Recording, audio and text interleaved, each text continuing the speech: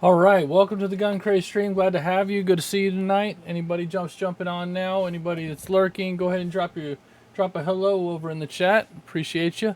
I wanted to show off almost immediately my new scene now. So here we actually have a battle scene now that we can check out, do some actual movements, and show you guys a little bit more how the game works. All right.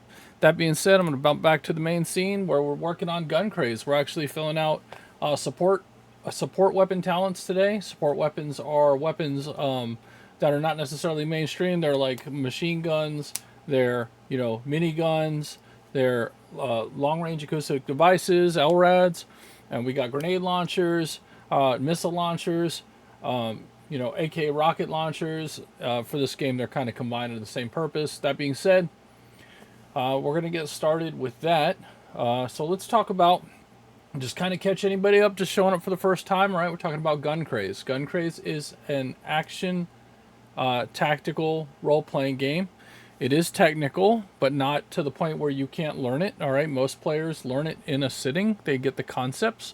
They're not hard.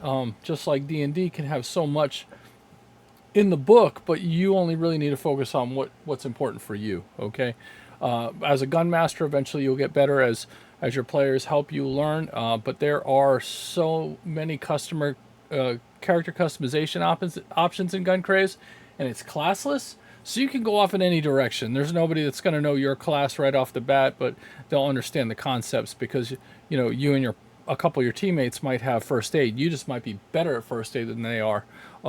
Maybe a lot, if you're the medic type, and you may have different equipment that they're going to have because you can only carry so much equipment, right? That being said, so GunCraze is a modern to future sci-fi tabletop role-playing game, and it's also a skirmish tabletop board game at the same time, and that's what you see over on that main scene too, right? So over on main scene 2, right now you're looking at a battle mat that you could purchase through guncraze.net. You go through a merch area, you can find it in there. And with that, what you can do is, get that mat. You buy GunCraze miniature battles from Amazon.com. We link to that as well through guncraze.net. Definitely stop by guncraze.net. It is a great place to learn a little bit more about GunCraze. All right, I put a lot on there. I need to put more on there. I have a normie job like a lot of people, right? When you're a fledgling developer or game designer, and you don't have deep pockets, well, basically you got to work your normal job and then come home and you got to work this. And God bless my wife for being there to say, hey, go out there and, basically ignore me and the family. No, not really. I make sure I get my time with the fam. So that being said, let's so GunCraze is the concept has been around since '05. We started in '05, all right, and it was just a couple friends sitting in a room on base over here, Marine Corps Station Cherry Point, Havelock, North Carolina. Yeah, Havelock. So we're on base and we're just finishing a D&D 3.0, 3.5 campaign. And when we're in that campaign, some of the things that from playing D&D, if you've played 3rd edition, 3.5 Pathfinder, which is 3.75, they had it was a really good game, but they also had these things called feats, and they still have feats, but they're not like they were. Like, let's be real, they weren't like they were. And even back then, they weren't perfect. They were missing something, right? And so we like the idea of feats where you could select abilities, so it would make your character different from other players. But then it was like, okay, well, I'm a great sword wielding fighter. What am I going to take? Power attack and cleave, weapon specialization, weapon focus. Sorry, in different order. All right. But now you're like, okay, what if not the next great sword fighter? What is he going to take? He's going to take the same thing. Why? Because they're so good. Especially when you're starting the game, the idea of dropping an enemy and continue on to the next one is fantastic. But there's another problem with that, is that it left so many talents unpicked. All right, so there's so many. We're literally probably, I want to guess, thousands of talents. Like, somebody knows this. If you're in the stream right now and you know how many talents were across D&D 3.0, 3.5, I want to say 1,000 at least, right? Because there was just so many. I could be wrong, but I think it was 1,000. Tomb Tainted feats. We're talking about all the books combined, every single feat that came out. Well, the problem was you only get so many by the time you're max level, and a lot of campaigns don't last that long. So that feat idea kind of died out because people weren't, there's so many that nobody was picking. Well, the reason why nobody was picking them is because the good ones cost the same as the bad ones. Well, in GunCraze, we don't have feats, we have talents, right? Essentially the same thing, special feats of abilities that players can take for their characters. All right? Now, we have ours divided up. So if you're a melee fighter and you don't take any ranged combat, you're not going to get any ranged combat talents because you won't generate any points. If you work out and your character is a musclehead, you're going to get body talents. All right? If you don't, and you don't have a high body score, you're not going to get them. And you're probably going to get the quickness ones at that point. Or you just shirk all those all together and you put all your points into your mental, role-playing capacity, skills, and you just build up your skill repertoire and you don't get talents at all. So talents only go for the combat specializations, which are ranged combat, melee combat, body, and quickness. All right? Each one, as you gain power levels, you put points into those. Every time you gain a power level, you get a point. You can put it in one of those 4, or in one of those 5, I should say, because you can put it in non-combat as well. But if you put it in the first 4 of the combat ones, you'll generate points. And the higher you go, the more points you get. And the better the talent is, the more points it costs. So after the bat, let's say you went all the way to rank 6, and you got 7 talent points for rank 6. Well, you can buy a rank, like a 5 talent point talent, and a 2 talent point talent, or you could buy like 5 1-point talents, all right, or and spread it out. So the better they are, the more they cost, and that's the kind of mitigate overpowered characters by having other characters that can just do a lot, all right. So that being said, with talents, the concept, what we're doing now is we're in ranged combats. It's the 17th of the month. We got about 13 days to finish out. Melee range combat, we're at the end of it. Support weapon talents. Then we're going to move into melee combat. And melee combat doesn't have as many attributes, all right? Then we're going to move from melee combat to body, and from body to quickness, all right? And after that, we're done with talents. But I have 13 days to finish those. So I have 2 weekends to bust my tail to get them finished, plus every night this week. So I am going to try to focus more on the talents than showing off the flashy stuff. I've changed my main scene here. Let me go back. All right, back into talents. All right. So what we're going to do is what I'm doing now is I'm still in this phase where I'm walking through I'm in the summary section. I generate my talents in the summary section and flesh them out in the meat and potatoes section, which follows thereafter. All right. So when we get into, we have general talents, which work across all weapon systems if they apply. All right. We have handgun talents, right? These are a diversive set of talents that characters can take for their handgun, but also can cross-use over to their other weapons if they pay the extra cost for it. All right. So the cross-use cost is always double the regular cost. So there's that. All right. Moving on, we have SMG talents. SMGs are all about just emptying rounds. Okay. They're all about emptying rounds across the room. And they have different abilities like wide spray. When attacking with an SMG using a spray attack, you may select up to a 90-degree firing arc.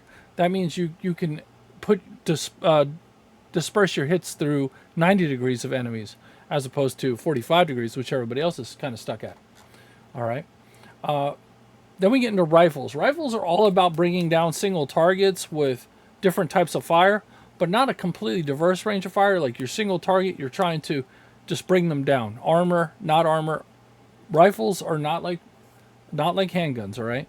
Rifles hit hard. However, they have no concealability. You're not walking into the enemy fortress undercover with a rifle in your pocket, okay? I mean, maybe in the later editions of GunCraze when we're talking about extra dimensional space, but we're not even there yet. That's way in the future, all right? So that being said, that's your rifles, and then you're like, oh, okay, you want to be the wizard of the survivor band. Well, then you get your shotgun, and shotgun users have all kinds of different ammunition they can use. All right, they have some really cool abilities, even some with cross-use abilities. But then they get into their special ammo: birdshot, bullet rounds, EMP rounds, flashbang rounds. Moving on, flechette rounds, right? Cause bleeding on your opponent. Nothing like having some good bleeding on, right? So there are lots of abilities for shotguns. So whenever you're seeing me go through here and you see this red text, the red text generally means that I need to go back and look at something. All right, I've made it red either because I was rushing, because I'm tired. Like I am tired today, so but I'm not going to try to rush today. I need to focus. All right, I've been up forever. If you're on the East Coast, we had a big storms come through, and that is just what it is. All right. Snipers. Snipers are all about absolutely hitting the target where you want to on their body, because GunCraze uses hit locations, all right?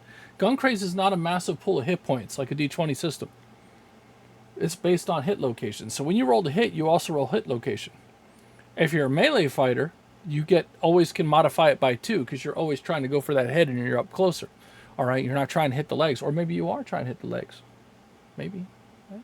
So that being said, so sniper talents, all about just shooting exactly where you want on an enemy and them dying. All right. You'll see I say it needs intros in here a lot. I got to do the intro paragraph. That's more of like a vocabulary work, which English was my worst skill. So I work on those carefully. I think I can speak right. Then I say stuff. Anyway. And so snipers are very specialized. They cost a ton of points. If you go down the sniper path, forever will it dominate your destiny? Not really. If you want to get far in it, you're going to spend all your points in it. You're going to be a sniper, and you're not going to be other things, because you're going to be like, I need all my points. Leave me alone. I'm not taking that. I need all my points. I have no melee skills. I need all my points. All right.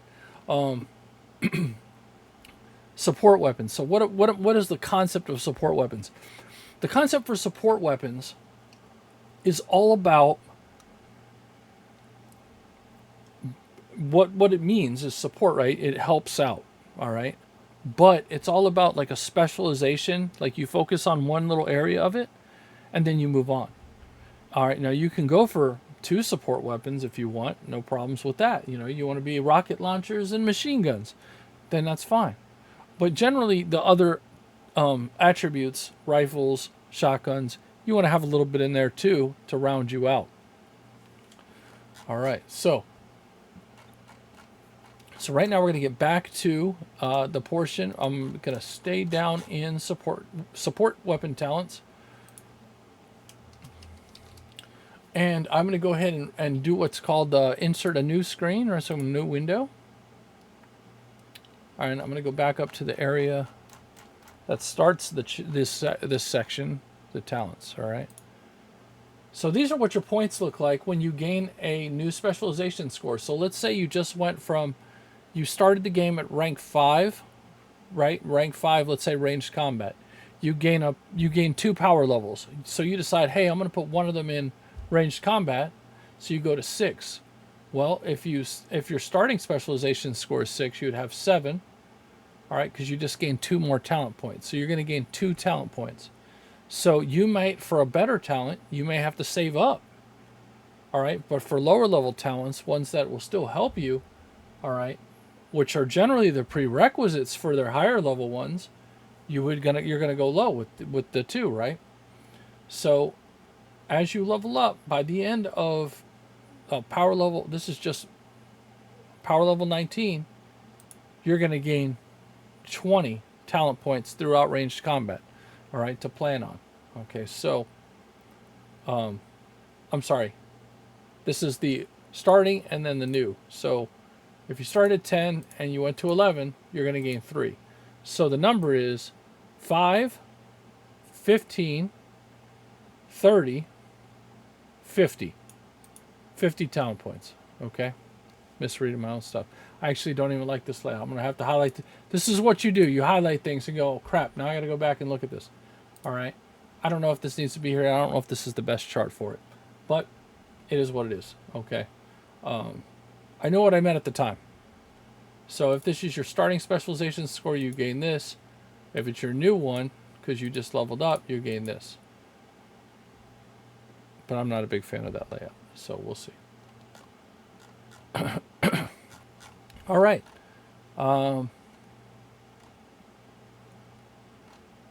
So you do have the ability to combine talents. So if you have talents that can be applied in both situations, you can combine them.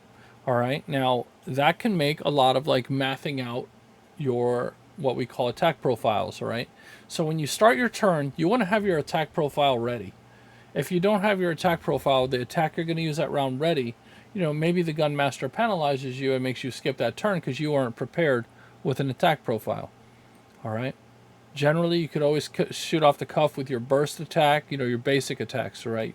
Your aim shot, your regular basic attack. All right. If you have double tap, you can get your second attack. All right. So, moving on. All right. Let's see here. Talents. All right. So we're going to get over to the section where we're filling out these support weapon talent summaries. All right. So let's keep a look on this. All right. So anti-tank expert support weapons rank 3 requirement. All right. I haven't assigned a point for it, but anti-tank grenades and missiles you hit with cost an extra 1 durability damage to vehicles. I like it. But I'm going to do, so I also like tiering up the abilities so you can get 1 cheaper and then move your way up as you level. All right. So at later levels, you could focus and become better at what you want to do. All right. So with that, I'm going to go ahead and tier this out. I'm going to insert row below and insert another row below. All right. And I'm going to grab one of these other ones that have tiers. Oh, not those tiers. I want novice, specialist, veteran. I like this for... Okay. You know what? I should use the original tiers, all right? And the reason is because this functions a little different than those, all right? So anti-tank expert, all right? And... anti-tank expert 2 and anti-tank expert 3. Okay. So now we can change it around, right? Since we went with 3, we can use 1 of 2 setups. We can use 1, 3, 5 or 2, 4, 6. Those are really it. Or I mean, I can go 4, 5, 6, 1, 2, 3. I can make up whatever we want, but generally I like it to have a pace. All right, where so support weapons rank 1 for this one. And we'll go 1, 3, 5. Okay. So we'll grab 3, 5 from here. Oh, as I'm looking at all these ones below, no, I'm not going to do that. They're going to go 2, 4, 6. But that's okay. We'll get it fixed. I'm just going to steal from this. Paste here. All right. 2, 4, and 6. We're going to grab anti-tank expert from here, and we're going to paste it here because it's a prerequisite to get anti-tank expert 2. And I'm going to paste it again here, but put rank 2 down there because now you know you need anti-tank expert rank 2 before you can get anti-tank expert rank 3. All right. So anti-tank grenades and missiles you hit with cause an extra 1 durability damage to vehicles. Watch this. This is what we call making characters awesome. So we're going to do 1d3, and 1d6. That is monstrous. That is monstrous. And I've done it before, and I'm going to do it again, but I'm not going to keep these things cheap, right? So I'm thinking 2, 4, 6 is a good strategy. A 6 is pretty expensive, and that kind of damage is pretty nasty. So I think that fits in. Anti-tank grenades and missiles you hit with cause an extra 1 durability damage to vehicles. So there we go. We can go ahead and, well, we're going to leave it red until we build the section below. But I think I feel really comfortable with those. All right. So artillery expert. There was a concept here of artillery expert. And let's see. I have all these little notes. I write down things. When I think about them, they pop in my brain. And I try to write them down because you never know what you're going to get with me, all right? When you create a lot, and you weave things in your mind, some of it goes in and out. I mean, because you're fluid, especially if like ADD like I do. I have a little bit of a attention problem. If you didn't, you'll probably get that while you watch me. It is what it is. All right. I feel for people that have ADHD. Let's just say that. All right. Because I don't think I'm hyperactive. I'm just crazy. All right. So, artillery expert. So when we think of artillery, we think of things flying through this. Oh, I know what I wanted to go with this. So anytime you get a hold of really big weapons, that's really what this is. You're like, okay, I was in artillery. I know how to fire really big weapons that the gunmaster may otherwise say, like, you don't know how to fire these weapons. This makes you a little better at firing those weapons because you want to be good at things, right? And that's really how it goes too. If you're going to... so what I'm going to do... I'm going to do the same thing we did up here. Actually, copy this whole thing here. And I'm going to paste it here. And we're going to change this to artillery. Ooh, that spelling's bad. I'm going to get it. Yeah, I knew it. I'm cheap, though. I'm cheap. I'll use the red text. Don't hold it against me. I'm a victim of the Florida public school system. That's a joke. I love Florida. You guys are great. All right. I grabbed too much of that. I joined the Marine Corps from Florida, so hopefully. Yeah. So, all right, artillery expert. So I do have other talents that add what's called advantage dice, all right?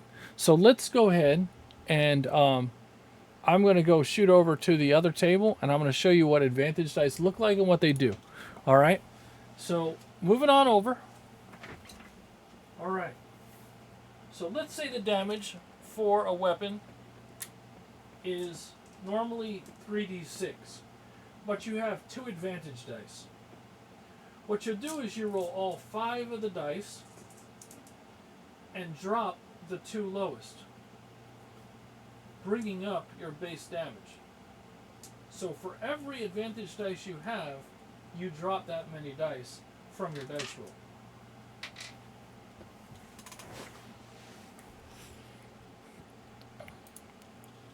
All right. That being said, what I'm going to do is I'm going to steal another talent that does advantage dice, and mostly to keep the same feel of how I write the text. All right, I've already had to come up with it once. Why spend all the energy to redo it again? Okay, so let's see here.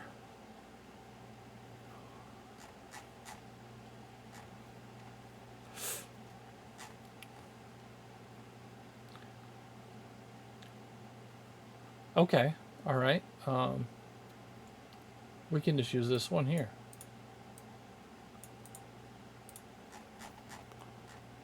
Okay.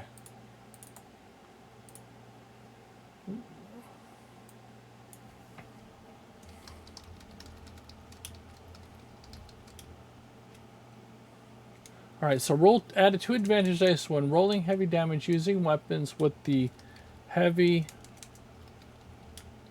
All right, so heavy 2.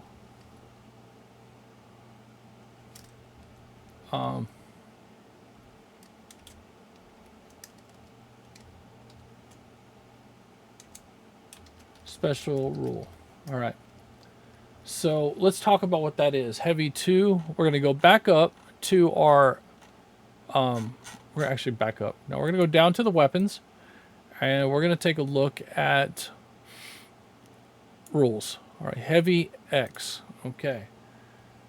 These are large, heavy ranged weapons that are capable of major damage. I just see some people in the chat. Hey, if you're here lurking or just watch, say hey. All right, we want to hear you. Just, if you have a question, just throw it in. If you're like, man, that's horrible, just say so. All right, and we'll have that conversation or we won't. But yeah, by all means, you know, you guys can participate. I like talking, but if you guys are talking or typing, I can stop talking for a minute, which you guys might like, and I can just answer your question. All right. So heavy X. These are large, heavy ranged weapons that are capable of major damage. They are also impossible to fire accurately while moving without being mounted on a vehicle. You may not move faster than your slow speed the same turn you fire a weapon with the heavy 1 special rule. Weapons with the heavy 2 special rule are very large weapon systems and must be equipped to power armor or mounted on a vehicle or a tripod to fire at all, but suffer no penalties when equipped in such a way. Weapons with the heavy 3 special rule are so large they can never be used by anything less than a vehicle or a fortification. There are no heavy 3 weapons listed in this section, but it is included in this description for completeness. All right, we're talking about big guns. All right, you may get to roll some dice one day and go like the gunmaster might look at you and be like, "You have found a howitzer." I target the howitzer at the enemy fortification. Very well, roll your attack. And he rolls it, and because you have artillery expert, you're adding all kinds of advantage. Now, you're rolling. Okay, how many dice do I have to roll, Gunmaster? You must roll 20 d6s. Boom. All right, so, you know, howitzer probably would do about 20 d6s of damage at the very least, right? Because it's a devastating weapon. All right, so that kind of saying, or that kind of damage, you know, I want to nurture that a person that has that. Hey, I know how to use artillery. You've been trained in artillery, right? You know the concepts. What I should have done was open another. It's what happens. It's okay. We'll just use this one. All right. All right. Here we go. All right, so artillery expert added 2 advantage dice for rolling damage using weapons with a heavy 2+. All right, and what we're going to do is we're going to do 2, 4, and 6 advantage dice. That is absolutely monstrous. Again, if you're going to spend points on this, I'm going to reward you with awesome abilities, because these are kind of, you know, niche. You're not always going to have artillery around or weapons with heavy 2+, you know, ones that have to be mounted on power armor. So the question is, if you are actually in power armor, do you get these abilities? Sure, I'm down for it. Are you down for it? Are you okay with it? I'm okay with it. Let's go. All right. So, all right. So now we get into the novice, specialist, veteran. These are where you're kind of locking in on the different types of weapons. So what we have is flamethrower specialist. Now, my concept of this is going to bring back some old text written by an awesome guy named Nick. All right, Nick is an awesome guy. We like Nick. If I mention Nick, just be pleased because he's awesome. I miss him. He moved to Germany, but it is what it is. All right, we all can't win all the time. All right. So concepts. So this is all about. Hey, that sound right there that you can hear? That's the sound of freedom, baby. Marine Corps Air Station Cherry Point. F-35's rocking it right outside. Come on now. Let's go. Let's hear it. All right. Semper Fi. Marines, if you don't know, I'm a retired Marine. I love the Marine Corps. It was good to me. It took care of me and my family. I was proud to serve, and I'm proud to continue to work with the Marines and sailors in what I do. All right. That being said, one of the other things I got to do in the Marine Corps, because you get to do different things in the Marine Corps, I got to be a primary marksmanship instructor for the rifle range, right? So I got to do rifle range classes, pistol range classes, all right? I never got to do shotguns or like any other the bigger weapon systems. That's infantry. But every Marine's a trained marksman. So we actually have marksmanship level shooting we have to do every year to go to the range and and do well. All right, and try to hit targets. If you never get to see those videos, I'll put them up here one day. We can take a look at them. But right now we have to focus on these talents. I've told you about it. We're gonna get behind if we get too sidetracked. All right. So flame tokens. Flame tokens is what happens when you get hit by a fire, and you get flame tokens. All right. Tokens are counters. The higher you get, the worse it gets for you very quickly. Okay, if you're carrying around 5 on you, you are basically a fiery like a pyre of just nothing but carbon at this point, right? How you survive with 5 is good luck. All right, if you're in an enclosed suit of power armor, all right, you'll survive it, but this is starting to affect you really bad. That's a lot of fire.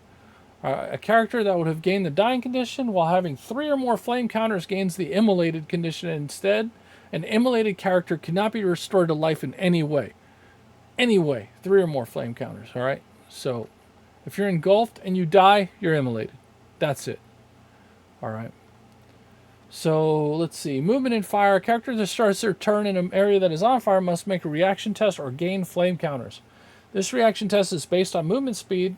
The character moved the last turn while continuing to move through or entering an area that is on fire. An additional reaction test must be made after movement is completed. All right, so here's the test. Okay, so right now what I'm doing is I'm fueling myself with ideas for a guy who's trained with a fire extinguisher. He's trained with a fire extinguisher, and I need to kind of nurture him to want to take these abilities so that he becomes even better with them and is really looking forward to the final level, if you will, of flamethrower, so he can be the flamethrower guy. Okay, so the big thing is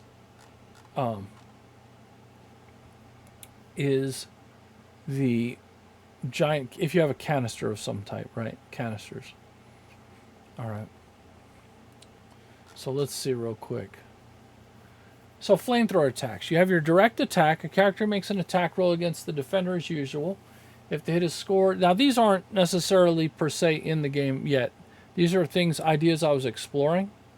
All right, but there are already rules for a flamethrower, and I'm probably, Nick's gonna be mad at me and do a cyber slap on me at some point here, but I'm not intending to put these in right away. I think I want to massage the flamethrower because it can become kind of a ruin the game scenario. All right, yes, it doesn't have unlimited range. Yes. It potentially doesn't have unlimited damage, but flamethrowers cause a lot of destruction. All right, if they get out of control, you got to think like, hey, I'm burning down the city. No, flamethrowers are very specific for what they do. Like, I'm in a forest, don't use a flamethrower. So got to be kind of controlled a little bit to make it so that your players aren't just burning everything down immediately. So let's see. It's a wall of fire. Attacker uses an alternate action to set the ground on fire. You set up a 5x40 area on fire in a straight line extending from your position. The flames in this area persist for 10 rounds of combat. Characters moving through these flames must test for moving through fire, as explained above, except for the target number for their test is increased by 4. Okay, so this is a wall of fire. I do like this to be possibly these are abilities that each tier gets. So you end up with sweeping flames. All right, a character can sweep their flamethrower and make an attack by their 90-degree arc within a radius of 30 or 45-degree arc with a radius of 50. This is a potential idea, all right, to gain these attacks. So I can actually still weave it in and have those abilities, achievable. All right, so a normal flamethrower, let's go to a flamethrower. We got to go back because we can't just ignore the current flamethrower. We got to talk about it and then move from there. All right. So we go to flamethrower. Helps if you could, if I read it. So there's our flamethrower on the right. This is one with a canister affixed to it, not with a backpack canister. All right. A flamethrower is a ranged incendiary device designed to project a controllable jet of fire. First deployed by the Byzantine Empire in the 7th century AD, Flamethrowers saw use in modern times during World War I and more widely in World War II as a tactical siege weapon against fortifications.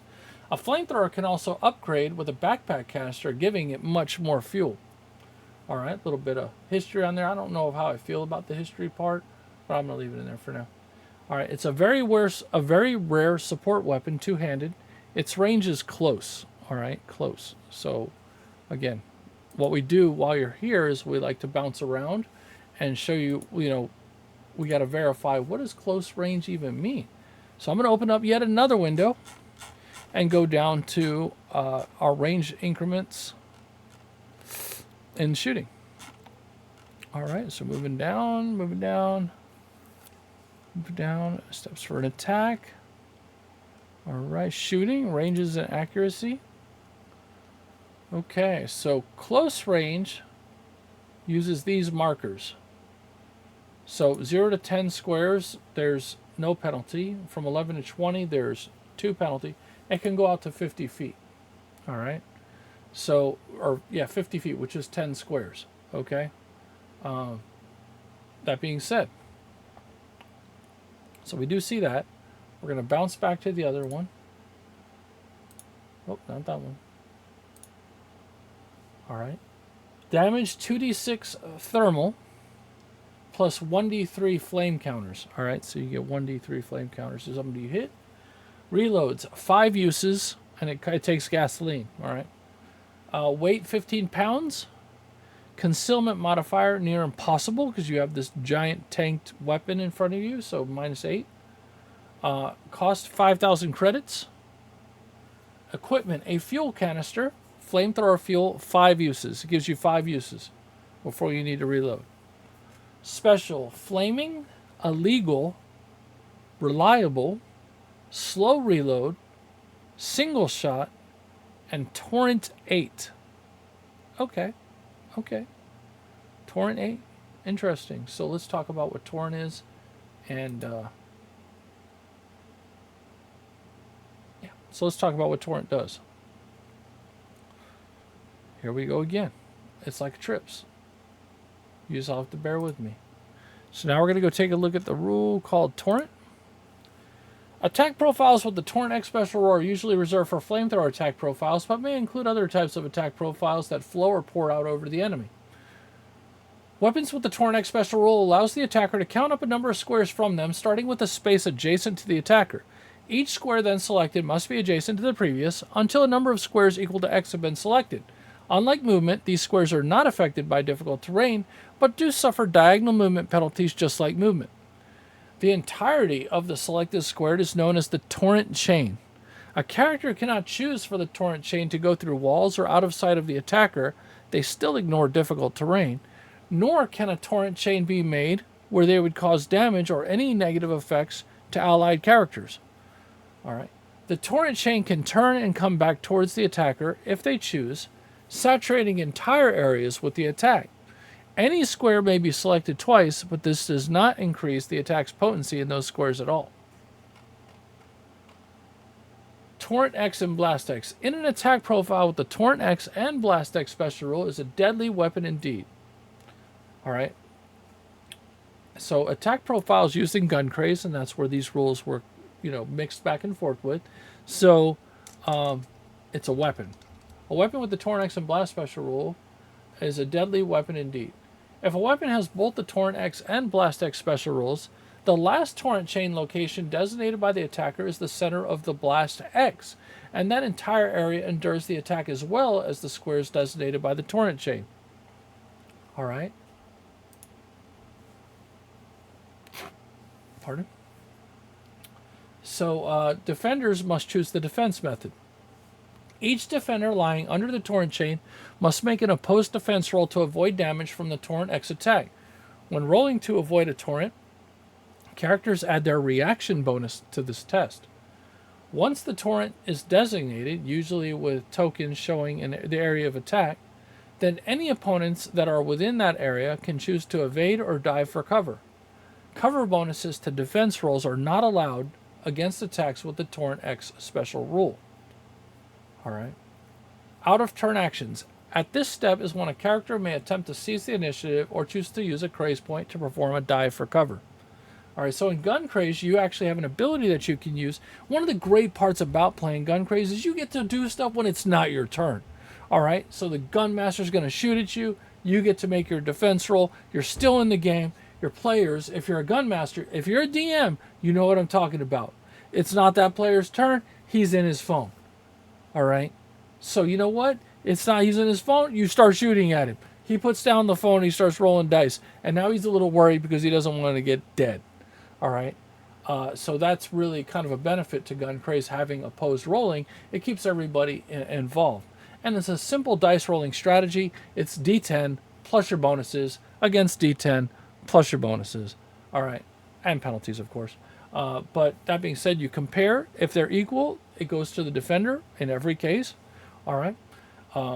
So there's that. All right. But one of the cool things is like in melee when you go equal, yeah, it goes to the defender, but it's like you guys held there for a second, or you guys blocked. Like he got there, but you were able to push him off at the last moment. You're able to stop that attack. All right, that could be like when the martial artist grabs the weapon and out of there the blade, and just stops it from attacking. It's fantastic. So the attacker and defender make opposed rolls. This process actually flows a little bit faster. You designate your spots, opposed rolls. That's really what's happening, right? So because we go through all this, and we already kind of understand the defense. The defender's going to say what they're going to do, or they're going to do whatnot. You attack rolls. Use craze points. All right, craze points are you gain so many craze points at the beginning of the game, and you use them as you need to. All right, and you become less potent. So you're very potent with 10 craze points. You can do a lot of stuff. You can kill a boss pretty easily, probably at the beginning of a game if you have all your craze points. You and your party has all their craze points. The boss is going to die.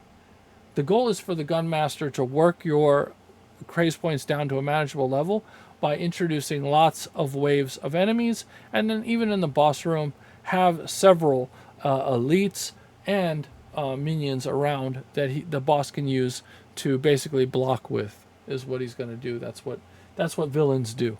All right. And like all nights we stream tonight is brought to you by Caffeine, and it's fantastic. All right. So let's see. I just saw some red text I got to deal with later, but that's fine. Determine if the attack succeeded. All right. Resolve effects. The attacker has assigned damage, and any effects from the attack that might be damaged, set on fire, poisoned, or something else altogether might happen. Okay, poison, on fire. Okay. So you could use like a poison gas container and do the same type of attack. All right. But then at that point, you're more concerned about breathing it in. All right. So you run through it. Now you have to worry about not breathing, which is an endurance test. It's not a defense roll. It's an endurance test. All right, you just ran through it. Good luck. Hope it goes well for you. All right. So, that being said, moving on. We're going to go ahead and look now at On Fire, which is a condition. All right, On Fire. This is the current rules for On Fire. These are, again, all the research we're doing for just the flamethrower portion. All right, when a character is set ablaze, normally from an attack profile with the flaming special rule, they suffer the On Fire, they suffer the On Fire condition, which inflicts significant stamina damage of 2d6 per turn beginning at the start of their next turn. The intense flames prevent the character from running or sprinting, and also prevents the character from launching any attacks while they're engulfed in the fire. The only effective method to extinguish the flames is the classic technique of stop, drop, and roll. Stop, drop, and roll. To put out the fire, the character must promptly drop to the ground and roll, attempting to smother the flames. This action leaves the character prone and requires them to pass a reaction test with a target number of 8. Success in the test signifies a successful fire suppression, ending the on-fire condition. If there's water nearby and the character moves the same location and becomes prone, they automatically pass the stop, drop, and roll test. You just dive into water. All right. So on fire's the thing. So we're just gonna look around, see what else we got in here.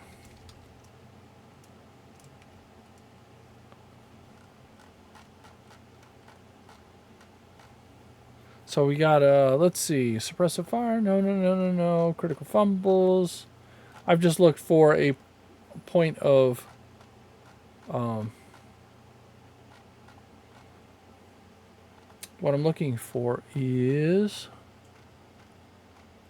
any other references to fire, because I know we need to add a section on elemental damage. All right, so I know that sounds like magic, but it's not.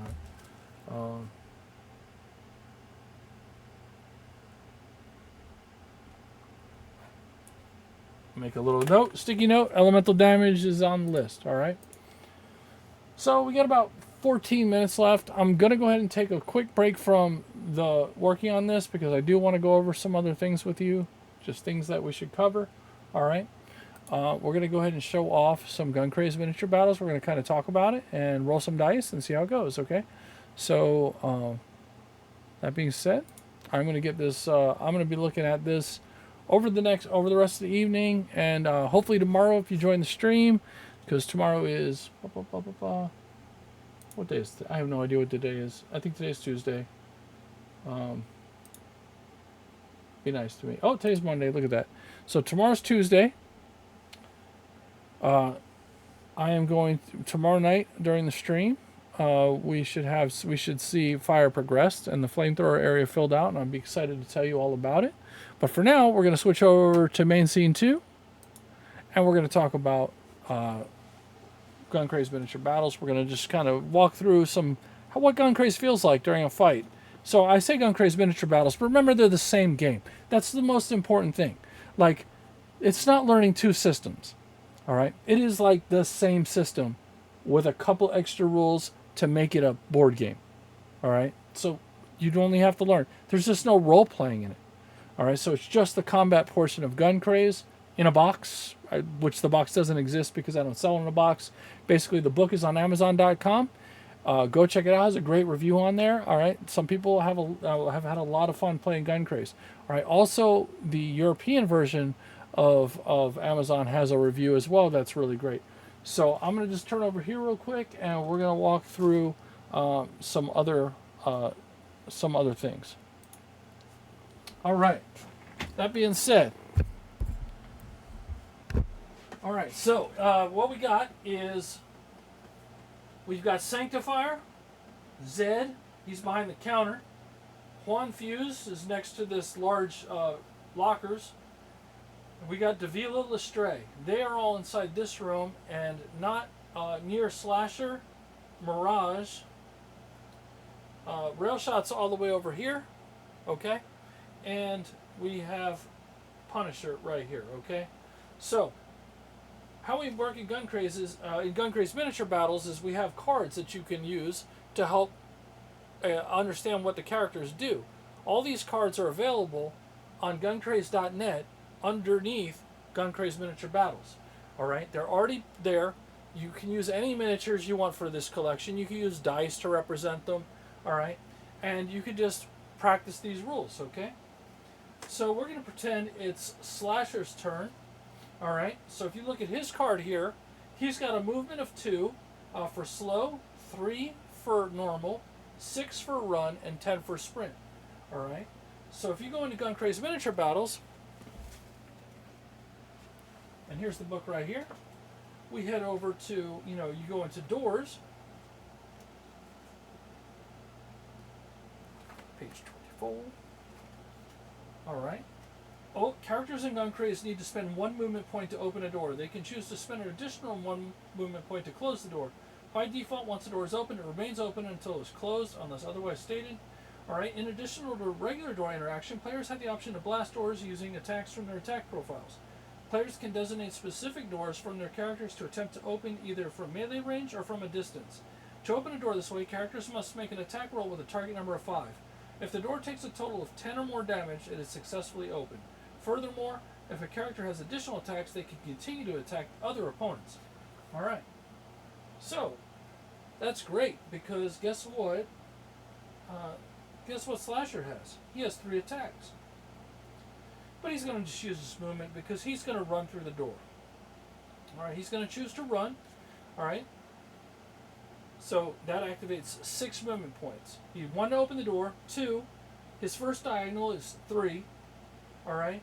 And his second one 4, 5. Now he is adjacent to Juan Fuse, and he is going to use his 2 large cleavers. Alright. So I make sure I get out Juan Fuse's card because it has his defense on it. Juan Fuse is not really that great at melee combat. He's good at blasting things. Alright. But because Slasher, alright, has gotten so close and he's at the end of his movement, he has no extra movement, Juan Fuse is going to make the right move and he's going to die for cover. He's going to burn one of his craze points and he's going to move 10 feet and become prone because it's the right thing to do. Alright, so he goes, he's going to go this way and become prone. Alright, that takes away Slasher's attacks. He's got nothing else. Alright, which is horrible for him. Alright, so now it is Davila Lestray's turn. So we're going to go over to Davila Lestray. She's over here in the corner, and she is going to use 2 light pistols for 4 attacks. Alright, but before she does that, she's going to move her slow movement of 2. Alright, just so she gets close enough to fire. Slasher is going to keep his evasion. He has an evasion of 2 and a cover of 4. He could also die for cover now if he wants to, which he's totally allowed to do that. Alright? Now what you end up is people burning craze points just to hide. But here's the problem is once you've dived for cover, you're down, you're prone until your next turn. Could be very bad. So he's making the decision like, should I take these shots? Or should I dive for cover and possibly get charged by Zed? When you're prone and you get charged, very bad day. Okay? Very bad day. So he's trying to think, you know what? I'm going to just take the shots. I'm not going to go prone. I'm going to hope it goes well. Alright? So Davila Stray gets out her D10. And Slasher gets out his D10. And they're going to do an opposed roll. Alright. Oh, goodness. Alright. So, Davila, for her first attack, got a +5, and she rolled a 10. Alright, so that's really good. She gained an automatic craze point, and since she hasn't used any yet, she's going to go and immediately burn it. So now it's up at a 12, +5 is 17. Slasher's only at an 8. Alright, so she has the opportunity at this point. Do I want to burn more craze points? She's like, you bet I do. I'm going to go ahead and burn, I'm going to burn an extra 1. So she burns an extra craze point, and now she is at 14, +5 is 19. Really high. So Slasher, he's nervous now. He's only stuck at an 8 because his evasion is 2. Alright? So he's going to burn 3 craze points to try to avoid this shot. What does he get? He gets 10 points. He gets 10 plus his 8, 18. He barely misses it. So he's getting shot. Alright? So we look at her light pistol. Her damage is 2d6, advantage 1, and hit location 2. She could adjust the hit location. Alright? They're also hollow point, which is actually not a great side for her. Hollow points don't do too well against robots. Semi, which is the normal roll for that, and 2-weapon fighting means she's still going to get more attacks after this. So let's see how it goes. Alright, so she's going to pick up a D10 for hit location. She's going to get her 1 advantage dice and 2 dice for damage.